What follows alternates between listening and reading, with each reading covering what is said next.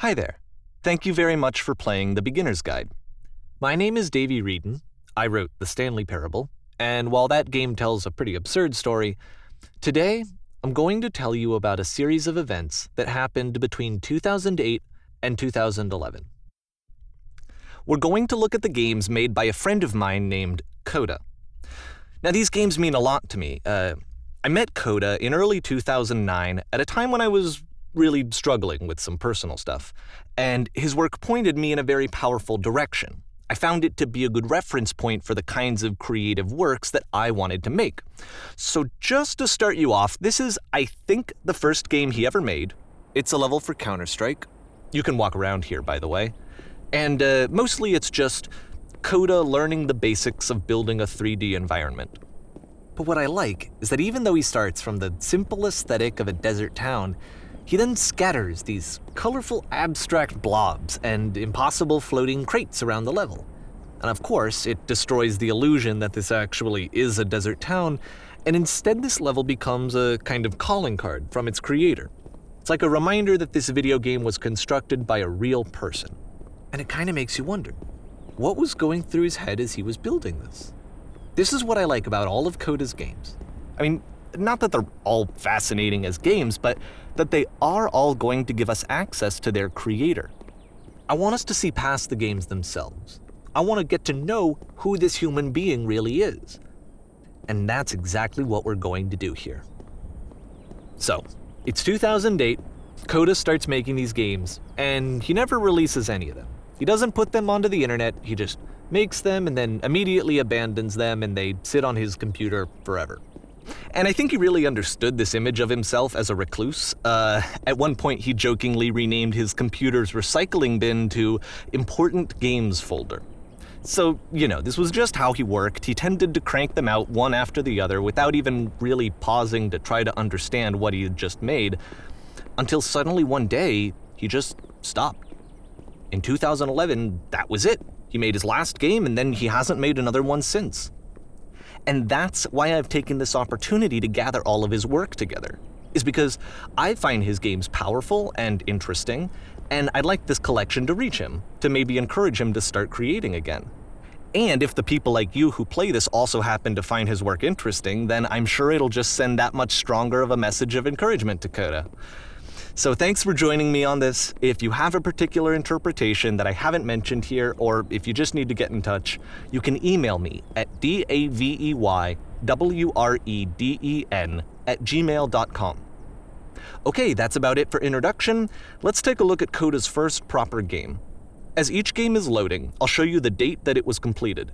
This first one was made in November 2008.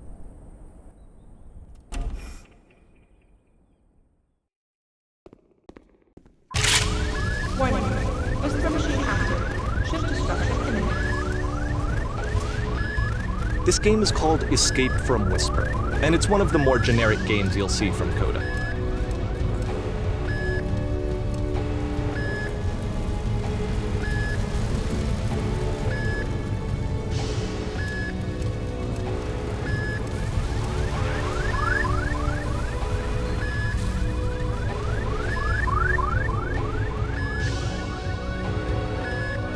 Security call breached.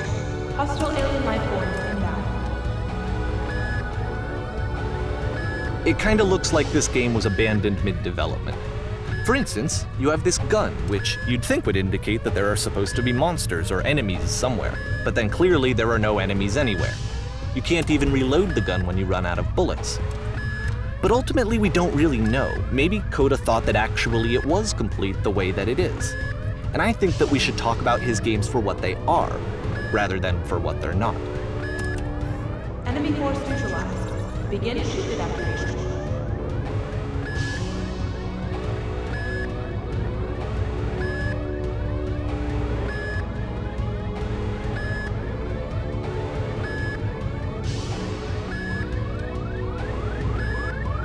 I love how you can see the bottom of the universe from this room.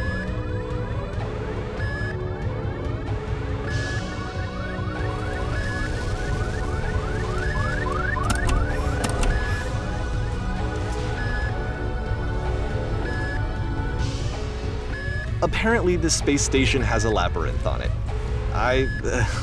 Sure, I don't know.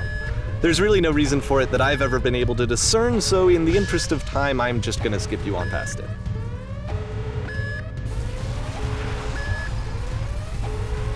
Or, if you'd really like to solve the labyrinth, you're welcome to do that too.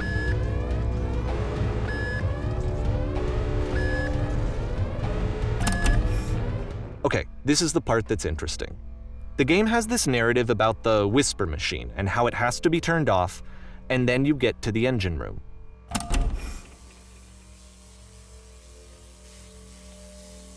Hey, you there, in the engine room. You could save us all. That beam is powering the whisper machine. We could disrupt it by introducing a great enough heat signature. If your body could stop the beam. It's so much to ask, but for all of our lives, would you do it? Could you give yourself?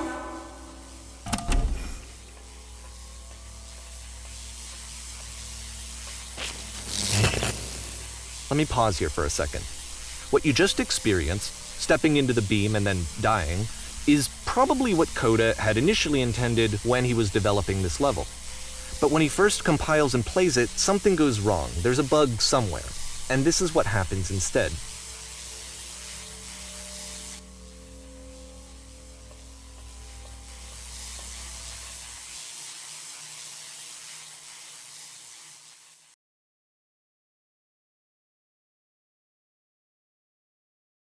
The beam causes you to start floating.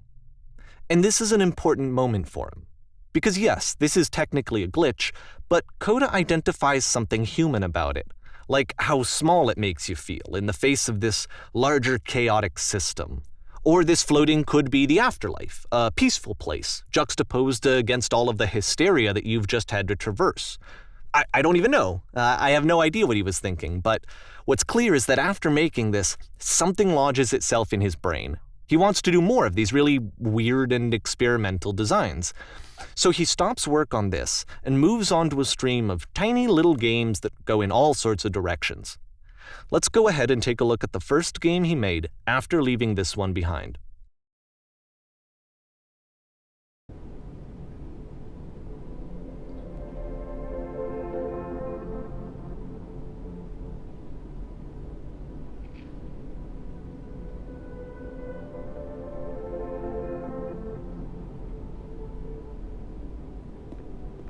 Yep, in this game you can only walk backwards.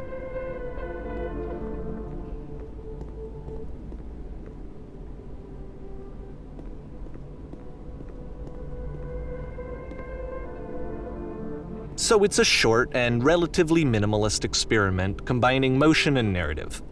It is less advanced than the previous game, but actually it seems to be more focused, more complete. Coda's trying to give it a unique voice rather than simply basing it on a pre-existing trope.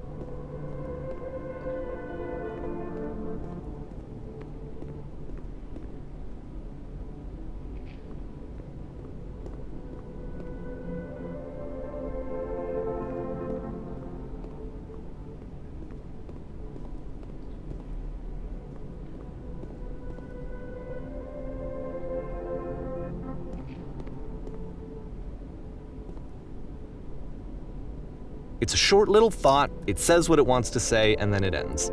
Didn't need anything more than that. Which to me is why it works, because it gets out quick. Okay, next one.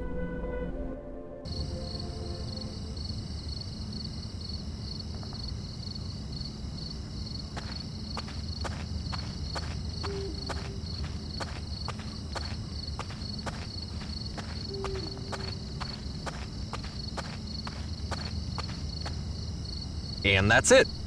Okay, the meaning of this game won't be clear just yet. Please be patient with me for a few more games, and I promise you'll see what makes it interesting. Oftentimes, Coda would put bizarre titles like this one at the start of his games. I wish I'd known him at the time that he was making these early games. He would really only talk to me about his work as he was making it. Once he stopped work on a game, that was it. It was dead to him. And I don't agree with that at all, but what are you gonna do?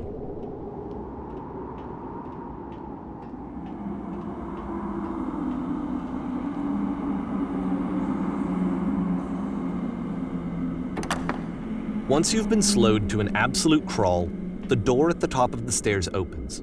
So why, if Coda's not showing these games to anyone, why bother opening the door at all? Well, to show you, I'm modifying the game here so that when you press enter, it'll bring you back up to full speed so you can enter the door for yourself.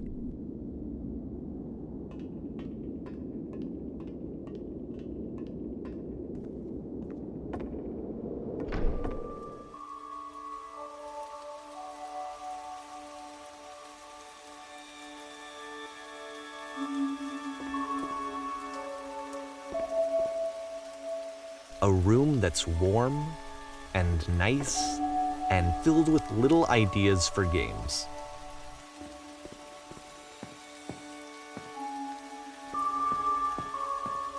Coda would often tell me that he didn't mind if people thought of him as cold or distant. He said that he knew that he was actually a vibrant and compassionate person, but that it takes time to really see that. It can be a very slow climb to get there.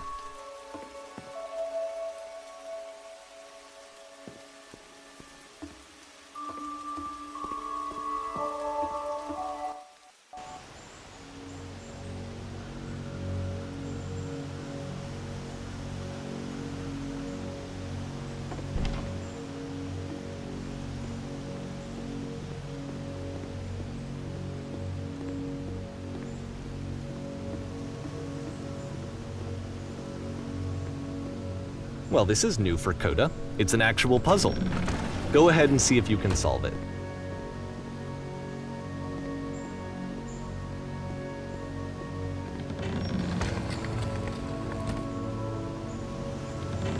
Don't forget that solution, because we're going to see this puzzle again soon. We're going to see it a lot.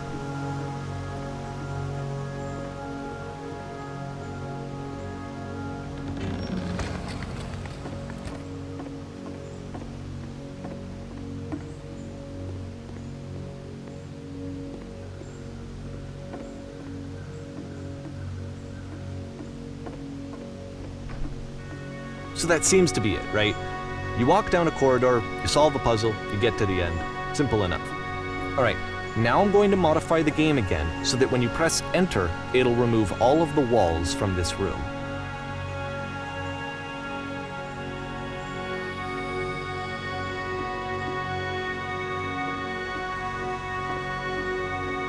How about that? There was more to it than we had any way of knowing. I actually find it funny that this game comes after the Stairs game, since they essentially convey the opposite idea. So, in the Stairs game, a dull exterior concealed a rich interior. And then, in this level, a dull interior hides this fantastic outer world. Either way, I think that the point is the same, is that most of the time you don't get to know what you're missing, or even that you're missing anything. That's not your role as a player. So if your role here is not to understand, then what is it?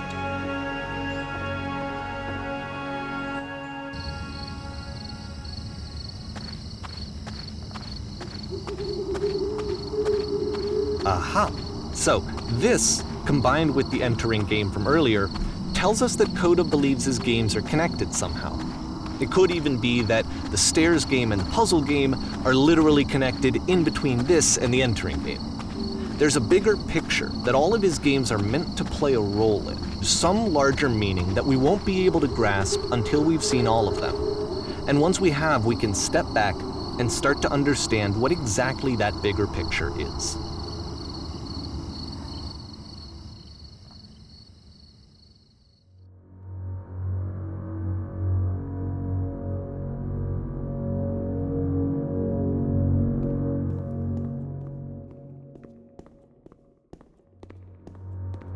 Let's talk about video game development for a second. Every video game runs on what's called an engine, which determines what the game can and cannot do. So in other words, the engine is a set of tools for game development. To make all of these games, Coda is using an engine called Source. Like all engines, Source has certain things that it does well, and it has certain things that it does poorly. One of the things that it does very well is boxy linear corridors. That's why so many of Coda's games are set in these large, flat, empty rooms, is just because he's working with what the engine does well. The tools available to the creator shape what kinds of creative work they're going to end up making. You might consider paying attention to the architecture in Coda's games, to notice how they seem to stem from an engine that's very good at producing linear, boxy corridors.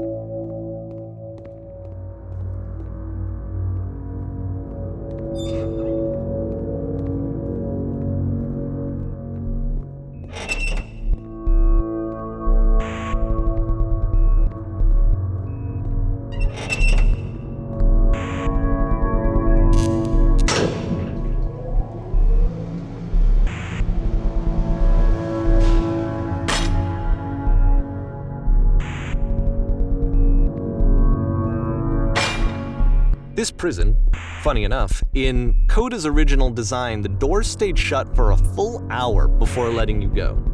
If you don't mind, I think we're gonna skip that. This is something that he and I used to argue about a lot. You know, whether a game ought to actually be playable, whether it means anything if no one can get through it. And I would always defend that, all this work goes into the game, why not make it playable and accessible? And so we just got into heated arguments over it, and there was one time that after one of these conversations, he went home, and a day or two later, he sent me a zip file entitled Playable Games that was full of hundreds of individual games, each of which was just an empty box that you walked around in and nothing else. Believe me, I played every single one of those just to find out if there was like a gag hidden somewhere. There wasn't.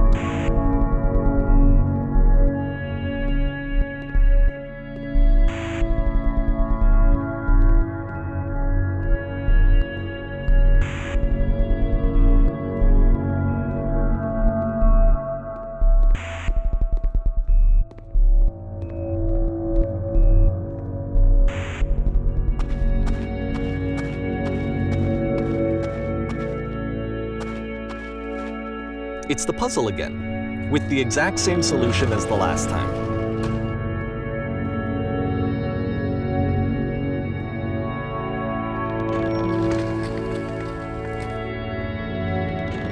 There's still no clear indication of what makes this puzzle so special that Coda is going to return to it over and over. But I promise I'll share with you my interpretation very shortly.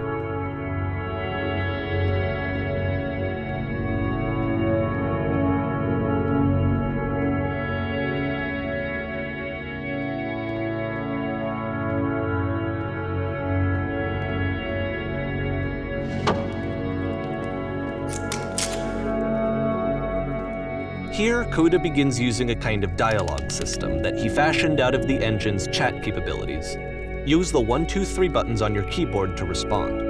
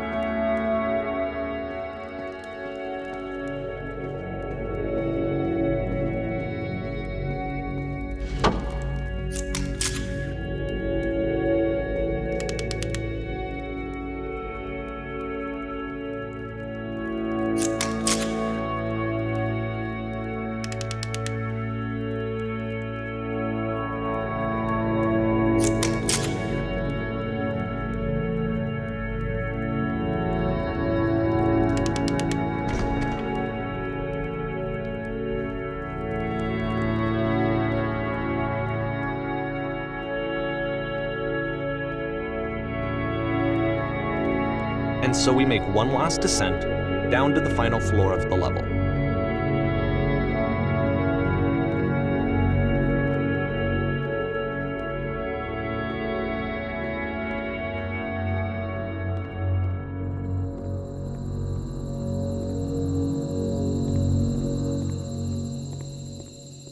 It's a lamppost. Okay, I can't tell you quite why, but for some reason, Coda fixates on this lamppost. It's going to appear at the end of every single one of his games from here on out. I'll tell you what I think. I think that up to this point, he's been making really strange and abstract games with no clear purpose, and maybe you can only float around in that headspace for so long. Because now he wants something to hold on to. He wants a reference point. He wants the work to be leading to something. He wants a destination, which is what this lamppost is. It's a destination. We're going to see it in the work as well. His games are just going to become a lot more cohesive, a lot more fully developed, with more of a clear idea behind them. And as we go, that idea will get clearer and clearer and clearer.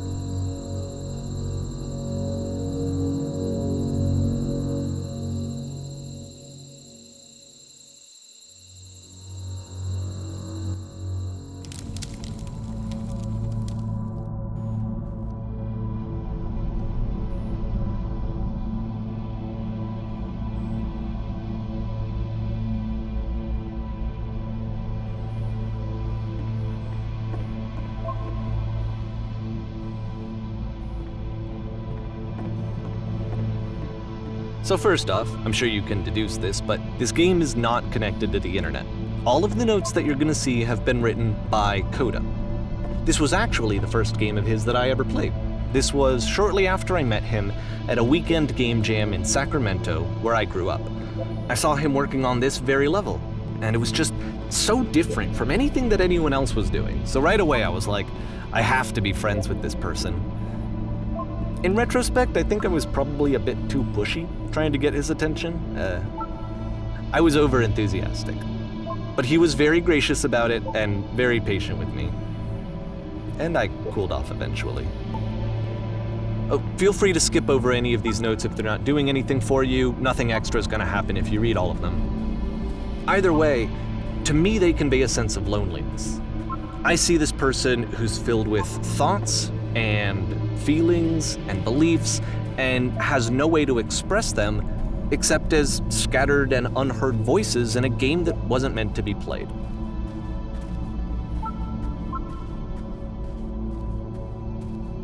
But it's ironic, isn't it, that in playing this game and seeing how alone Coda often felt, that we get to know him better and actually kind of connect with him. And I have to be honest with you, this idea is really seductive to me, that I could just play someone's game and see the voices in their head and get to know them better and have to do less of the messy in-person socializing. I could just get to know you through your work. I think this is why I always liked Coda's games so much, is because it felt like they let me have that connection. I felt as though he was inviting me personally into his world. And then I feel less lonely too.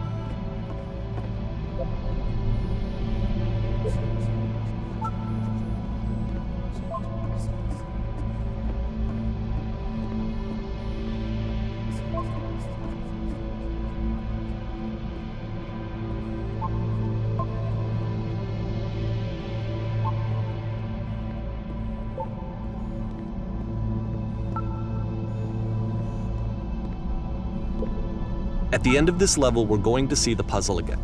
And here, I'll tell you what I think the puzzle means. Each of these games represents an idea that was on Coda's mind at the time that he was making it. And the puzzle is a way of closing the door on a previous chapter of his life before moving on to the next one. In each of his games, after exploring a theme that, he might find difficult, Coda can then place this puzzle that he knows has a reliable solution. He understands exactly how it works, and so it gives him a simple mechanism for moving on. And because there's this dark area between the doors, a space between the spaces, before you move on, you get to pause. Just for a moment, a few seconds to reflect on and let go of the events that led you here, to step back and connect the pieces together, to grasp at that elusive bigger picture.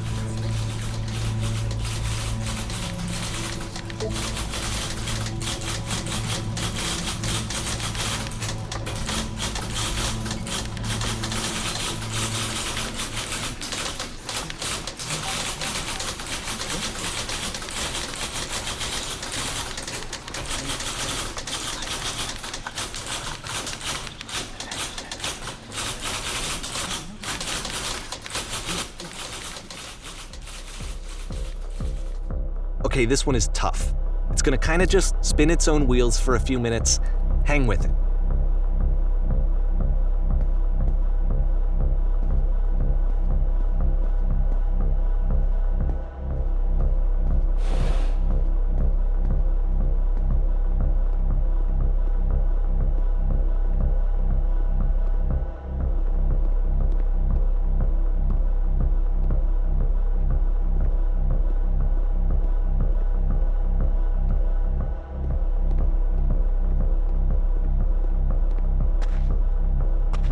See, this is it, the whole game. And there's nothing that's particularly interesting about it. You just walk to the end of a hallway. Except, for some reason, Coda gets really fixated on this prison that has all of this modern furniture. And I don't know why, but he decides he needs to revisit this prison. He's gonna start over, use the same assets, turn it into something else. Okay, cool, here's version 2.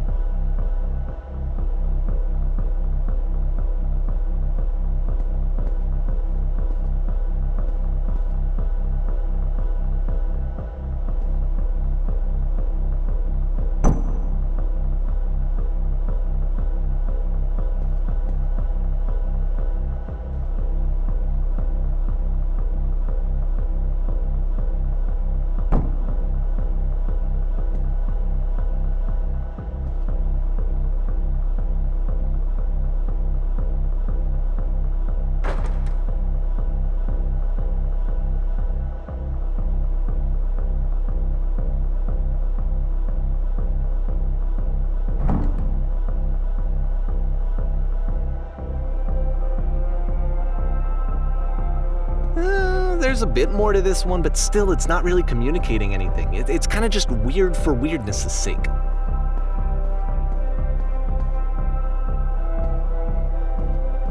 So okay, he throws it out and starts over. This time he comes at the prison idea from a different direction.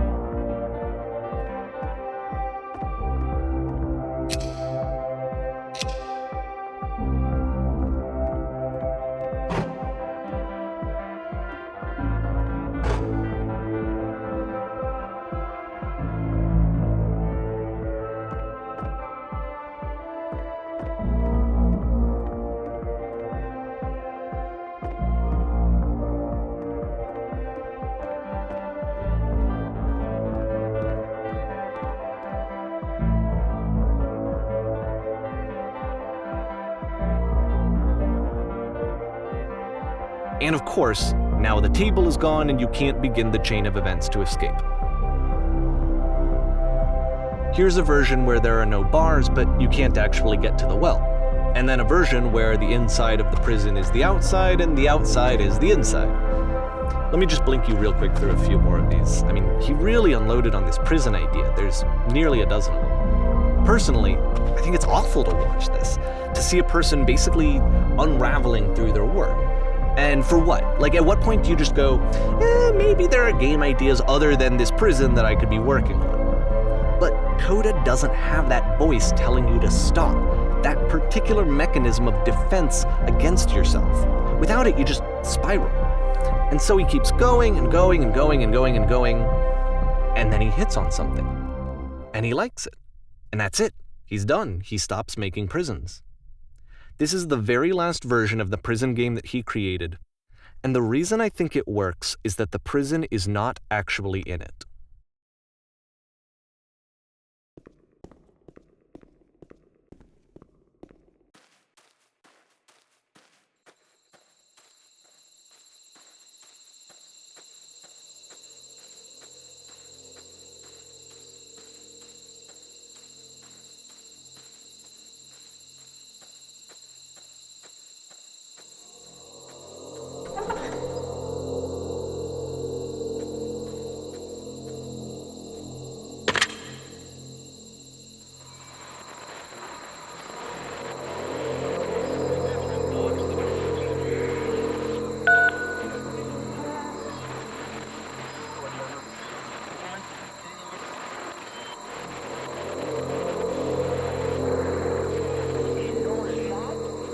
It's a conversation.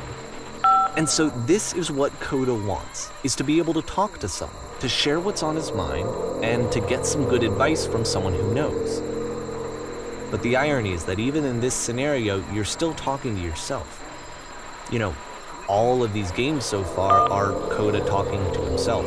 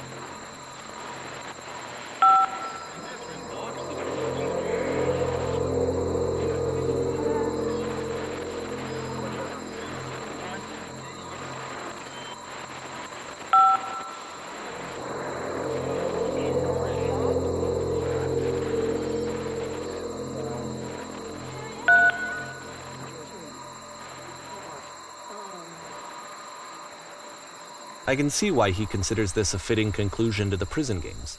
After all of the obsession and frustration, just to be told by someone you can trust that things are going to be okay. Wouldn't that be nice? So what would it look like if Coda wanted to make a game about talking to someone other than himself?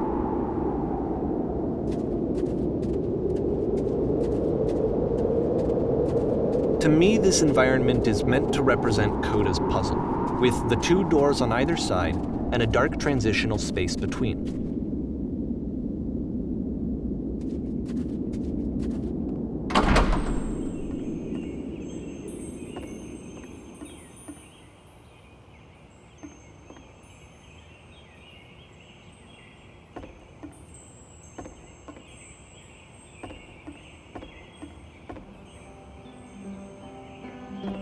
You'll notice that the quality of the art is a step up from previous games, including this new and improved chat system, which he started using from this point on. From here on out, he begins putting much more effort into the visual polish of his work, and this particular game took 2 months to create as a result.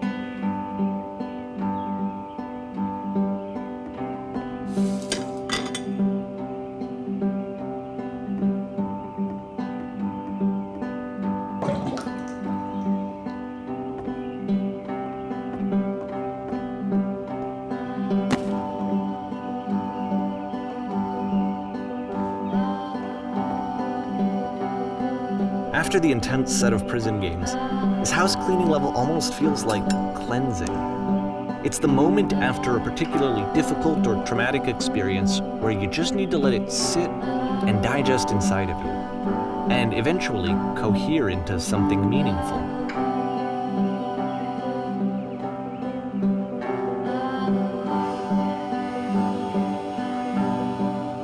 I know that Coda really liked this game.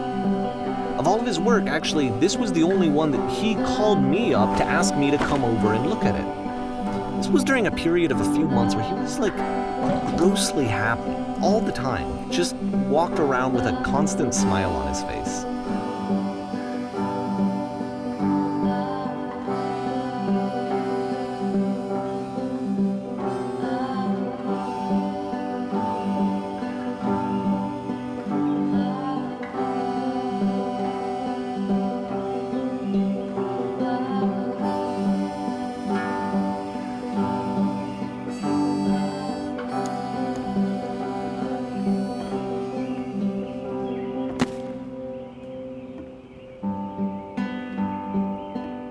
I'm glad he made this. I'm glad he found some peace.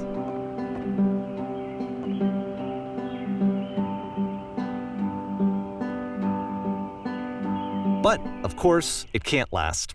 The music stops, your companion is gone, it's time to leave. The door at the top of the hill is now open as well. Again, you can't stay in the dark space for too long. You just can't. You have to keep moving. It's how you stay alive.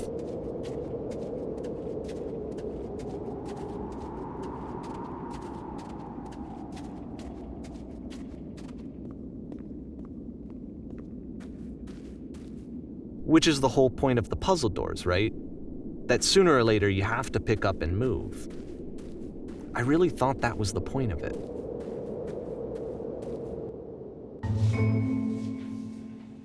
This one gets a bit goofy.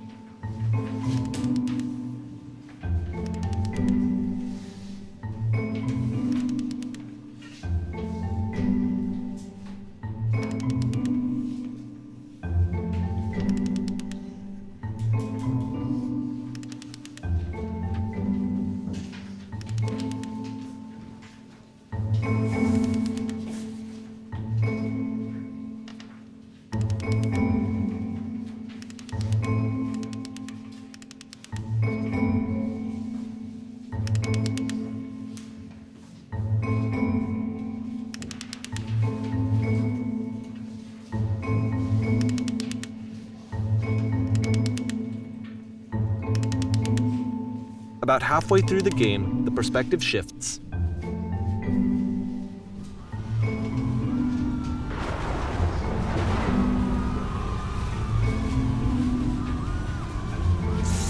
And you play as the teacher. And suddenly, you discover that your teacher is just as bigoted and afraid as you are. Oh, and also you can move around the classroom now.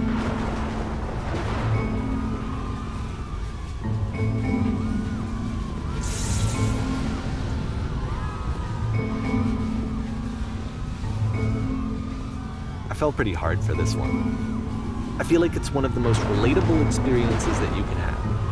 To assume that some other person is perfect and totally fulfilled in every way, and completely miss all of the little flaws that make them painfully human. I think about this game a lot these days.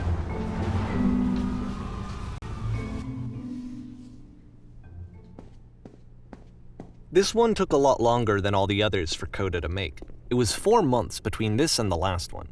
That's twice as long as it took him to make any other game before this, and it's not like it's particularly complex, so I remember I found that a little strange at the time.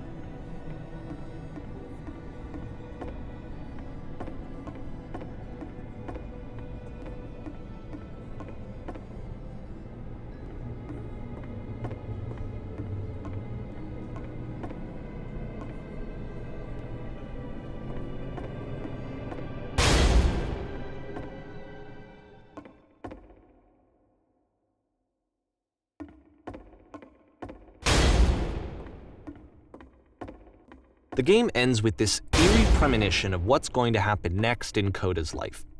The solution, social anxiety, to fears of having to perform and having to chase success, the answer for Coda is to withdraw, to hide himself away. Which is what leads to scenarios like the stairs that slowed you down several games ago, where it just becomes harder and harder to access Coda's inner landscape because he keeps retreating. He just keeps backing away from possible connections to anyone other than himself. And to be honest, I didn't consider it very healthy when I first played this game. It looked to me like he was trying to justify the idea of just disconnecting yourself from the world. And that wasn't what I wanted for him or for his games. Because I feel like a lot of his games are inviting me to connect with this person, to bring him closer. But what can you do? After this, Coda went off and took another 5 months to make a new game.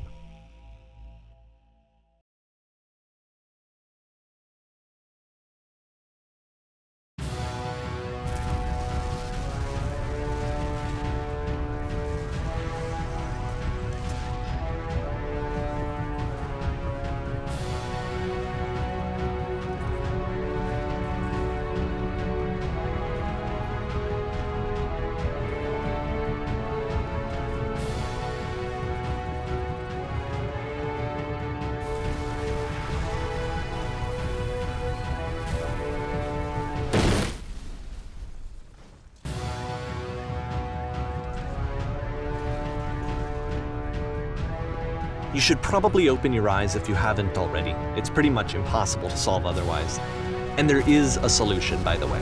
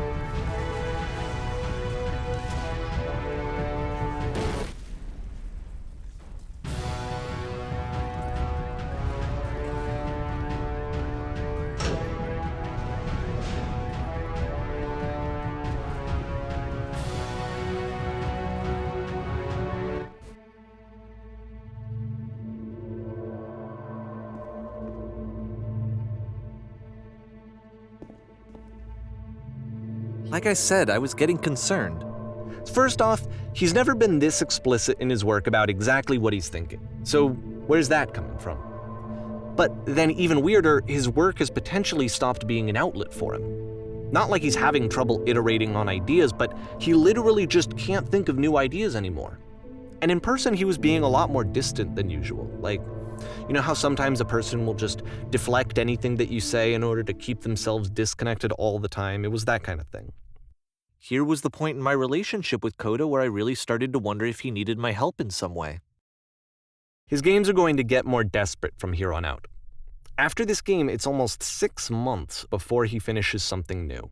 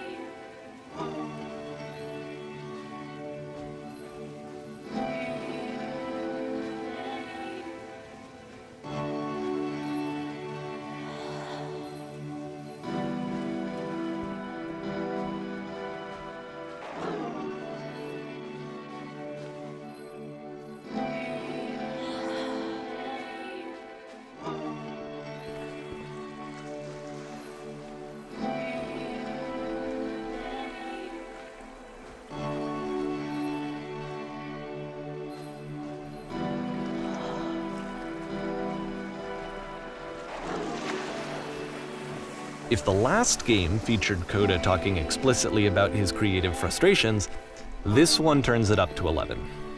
Now, put yourself in my shoes playing this. Here's a friend whose work is exhibiting signs of struggle, frustration, anxiety, depression even, and yet still he keeps making games. He keeps throwing himself into the grinder even when he clearly doesn't have the energy for it anymore. Why? What is it for? Because from my perspective at the time and just what I knew of him, this was a result of how isolated he was. He was in his own little bubble, just sitting at his computer all day, not really showing these games to anyone, not releasing them onto the internet, and so he didn't have anyone outside of himself to connect with. He had no outlet to ground himself on.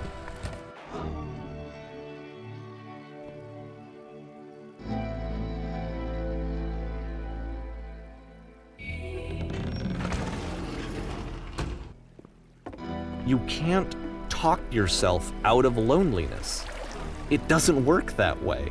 You can't be the one writing both the questions and the answers. Then there's no movement.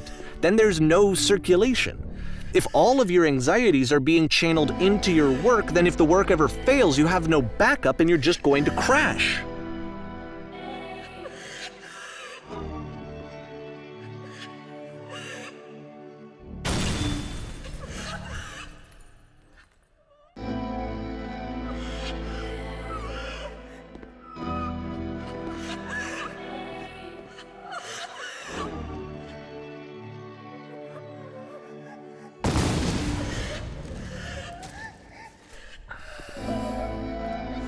Seeing this game at the time that he made it, it looked really unhealthy to me.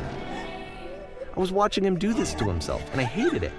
I hated seeing him so trapped. It's like, video games are not worth this amount of suffering. This is someone I really cared about, and I used to get so much joy out of seeing him create. For him to suddenly become angry and frustrated like this, it was the worst thing for me. I don't know. This is what I felt at the time. I don't know how else to explain it. I wanted it to stop more than anything. I never felt so rotten. I needed more than I had ever needed anything for this to stop. But it didn't stop. After finishing this one, Coda takes another 7 months and comes up with a new game.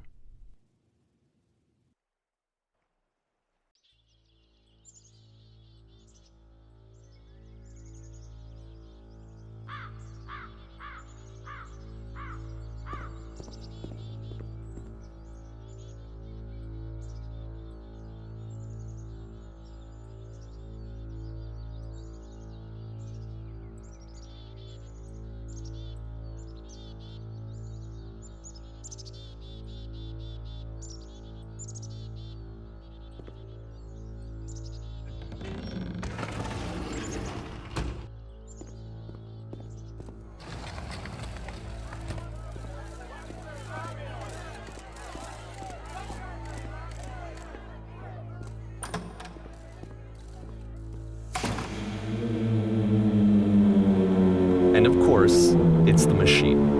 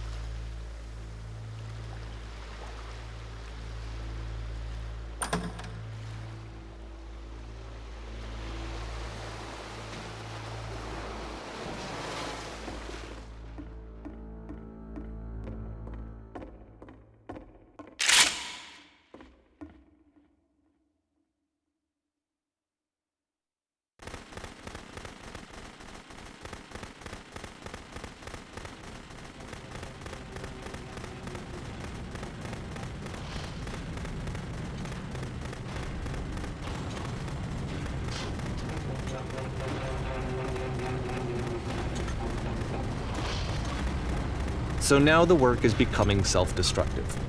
And I'll tell you, at the time that I first played this game, shortly after he made it, here's what I'm thinking to myself. I'm thinking that code is stuck in his own head, and that it's having a very negative effect on him, and that all he needs to do is just start showing his work to people, to get some actual feedback on his games. It might get him out of isolation. And so, as I'm thinking this, I realize that I could be the one to initiate it. Because it would never occur to Coda to start actively soliciting feedback, so what if I did it for him? If he could see the difference it would make to have more actual conversations with other human beings, would that bring him out of his mental spiral? Would it give him confidence in himself? Would it bring meaning back into his work?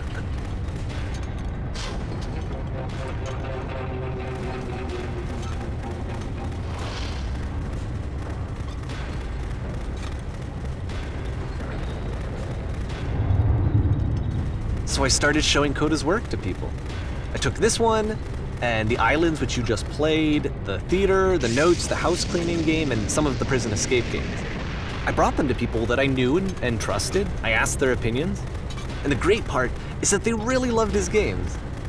You know, the point of it all was just to give him some external reference point, but they genuinely loved his work. There was nothing for him to be afraid of.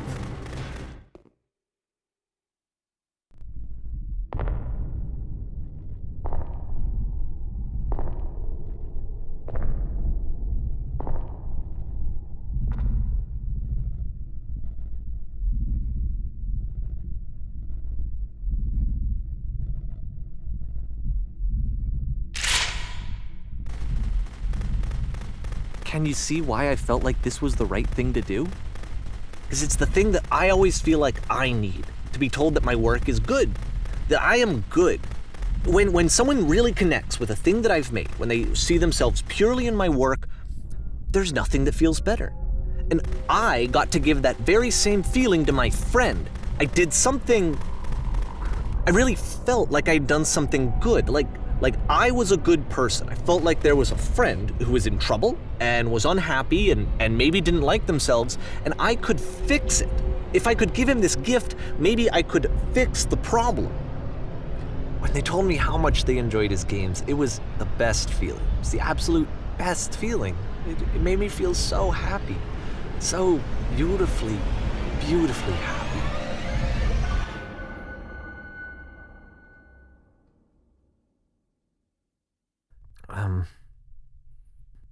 So anyway, Coda finishes this game, and then really he just kind of takes off for a while.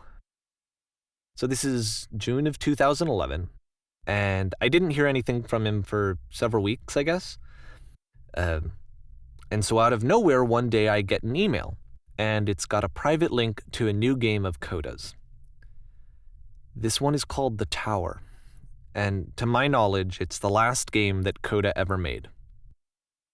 So let's take a look.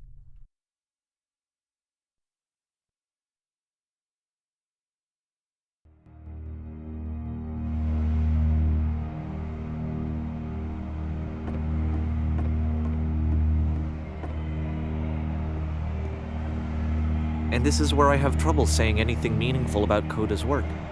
Because more than anything else, the tower just feels distant. It feels like it's trying to distance itself from the world. It's a very cold game.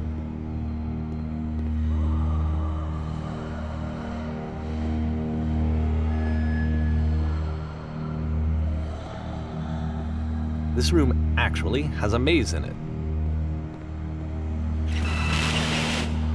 Except that all the walls of the maze are invisible.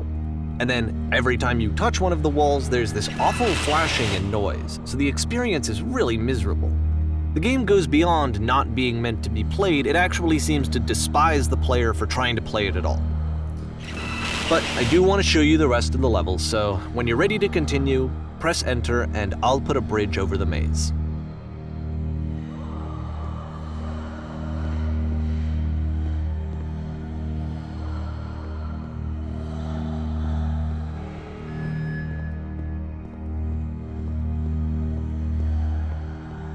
And to be fair, it's not like this is the first game that's needed some modification to be playable. Like the house cleaning game. You know, that one used to actually loop the cleaning chores and you just cleaned a house forever. I had to cut it off so that you could exit the house and the game would actually end. But that game had an idea that it was actually trying to communicate. What's the deeper idea behind the invisible maze? The only way past this challenge is to randomly guess the 6-digit code. Like the invisible maze, it's frustrating to me, because it's the opposite of everything else that Coda has made. It doesn't encourage thought or engagement.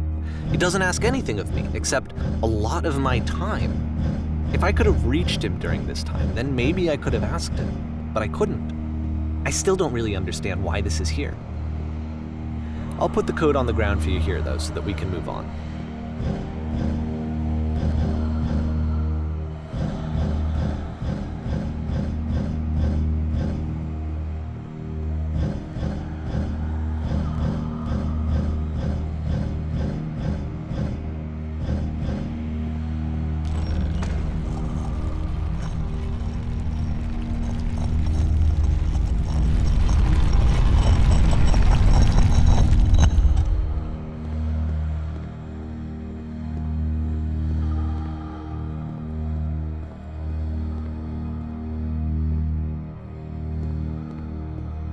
The switch to open this door is actually on the other side of the door, meaning that it's literally impossible to solve from this side.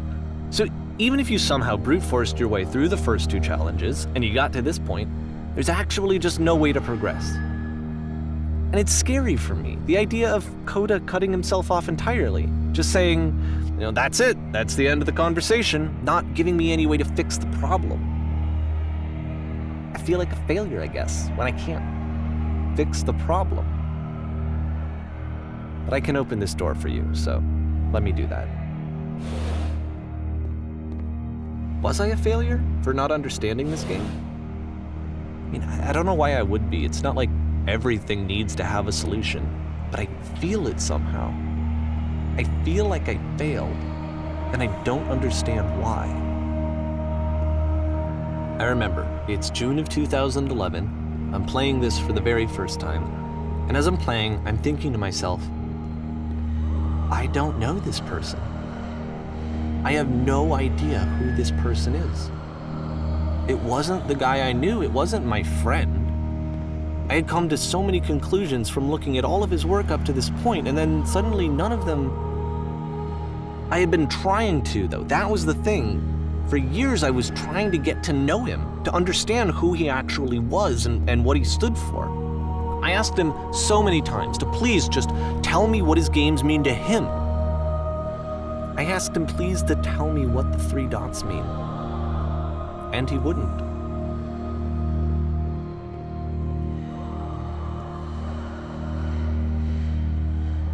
I just felt so strongly that if I could have connected with him, that if I could have somehow made his work my own, that I would finally be once and for all happy. It was that I needed to see myself in someone else. I needed to be someone other than me. But he stopped and left, and it felt somehow like I had failed.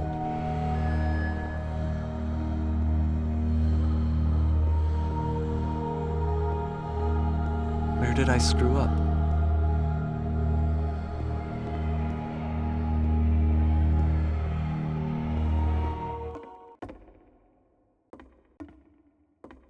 I'm the reason that you stopped making games, aren't I? It's because of what I did. I poisoned it for you.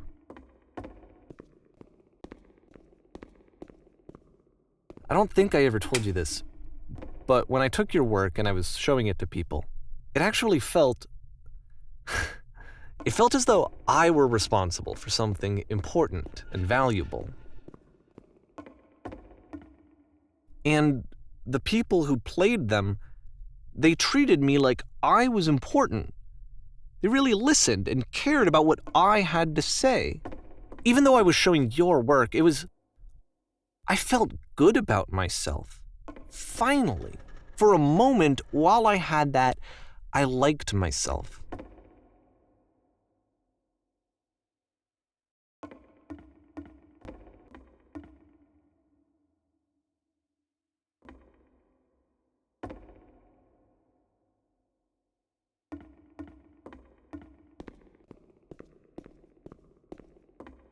And then you stopped, and I didn't have anything left to show people.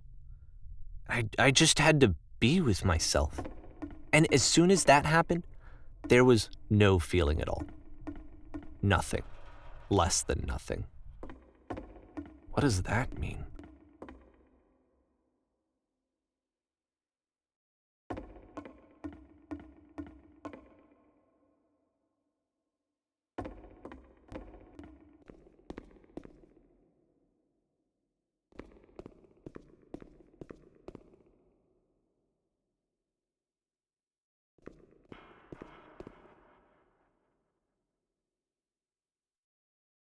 I'm afraid that I did something really stupid because I don't like myself.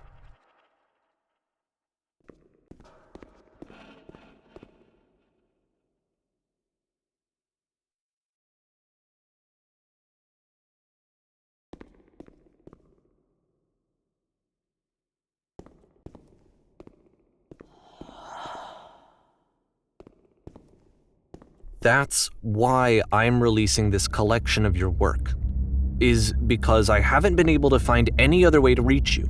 I've tried everything. And so a part of me has hope that if I put this compilation out into the world, and if I put my name on it, that maybe enough people will play it so that it'll find its way to you, so that I can tell you that I'm sorry. I know I screwed up. If I apologize to you truly and deeply, will you start making games again? Please, I need to feel okay with myself again. And I always felt okay as long as I had your work to see myself in. I mean, is something wrong with me? Because I know that I did an awful thing, and I'm doing it again right now. Like, I'm showing people your work, but I can't stop myself from doing it. That's how badly I need to feel something again, like I'm an addict.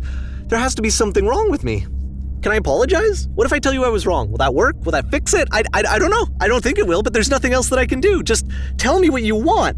I'm sorry. I'm sorry. Please, start making games again. Please help me. Please give me some of whatever it is that makes you complete. I want whatever that wholeness is that you just summoned out of nothing and you put into your work. You were complete in some way that I never was. And I want to know how to be a good person. I want to know how not to hate myself. Please. I'm fading, and all I want is to know that I'm going to be okay.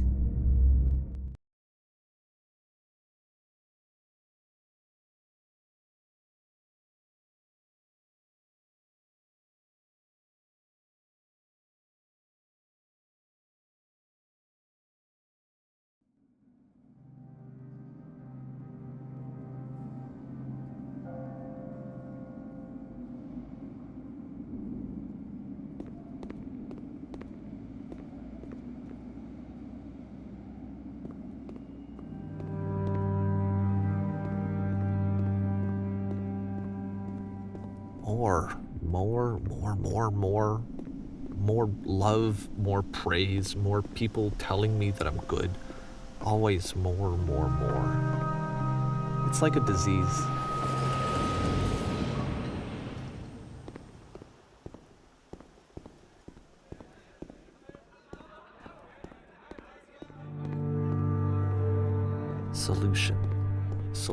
Solution.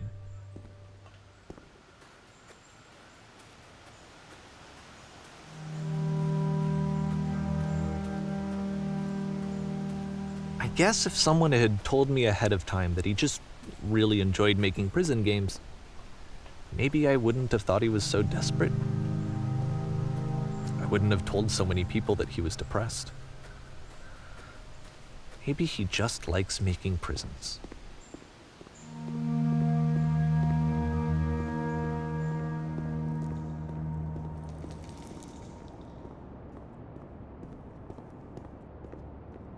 Even now, the disease is telling me to stop. Don't show people what a shitty person you are. They'll hate you.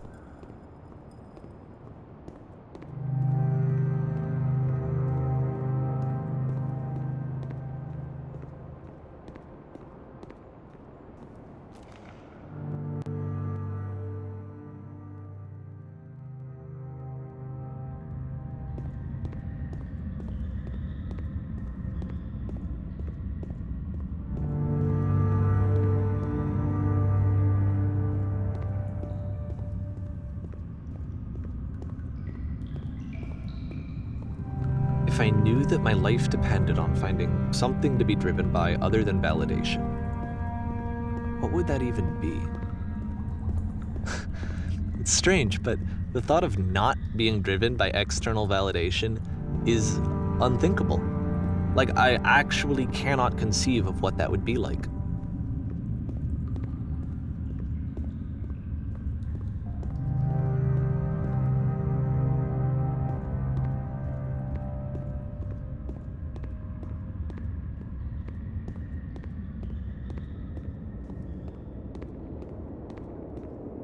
What now?